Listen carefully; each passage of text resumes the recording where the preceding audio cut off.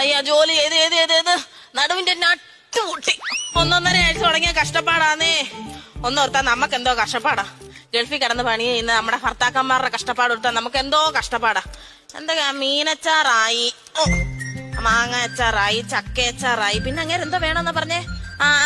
ഇടിച്ചക്കയുടെ അല്ലല്ല അങ്ങനെ എന്താ അങ്ങോട്ട് ആവുന്ന കൊണ്ടാക്കി വെക്കാം. ജോസച്ചായൻ എപ്പോഴാ പോകുന്ന ഞങ്ങൾക്ക് കൊടുത്തു വിടേണ്ടത്? ഹലോ ജോസ് ചായ, ദോശയും ചായ എന്നല്ല പറഞ്ഞ അമ്മച്ചി. കാര്യം പറയാതെ ഇച്ചായന്റെ ഒന്ന് കൊടുത്താ ഞാൻ അങ്ങനോട് പറഞ്ഞോളാം. ജോസ് ചായ പോകുമ്പോ എന്റെ ചേട്ടന് കൊണ്ടുപോകാനുള്ള അച്ചാറ് മറക്കാതെ കൊണ്ടുപോകണേ. നാളെ വൈകിട്ടത്തേക്ക് ഞാൻ അങ്ങ് എത്തിക്കാം.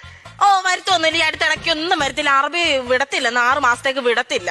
ഓ നില വിളിച്ച് എന്തോ കരച്ചിലായിരുന്നു. പുല്ലെല്ലാം കൂടി ഇട്ടെറിഞ്ഞിട്ട് ഇങ്ങോട്ട് വരാന്ന് പറഞ്ഞു. അത് കേട്ട് ഞാനും ഭയങ്കര കരച്ചിലായിരുന്നു. ഇനി ഇയാളങ്ങനെ ഇട്ടെറിഞ്ഞ് വന്നാലോ? പിന്നെ ഒരുവിധം സമാധാനിപ്പിച്ച് ഞാൻ അവിടെ അങ്ങ് നിർത്തി.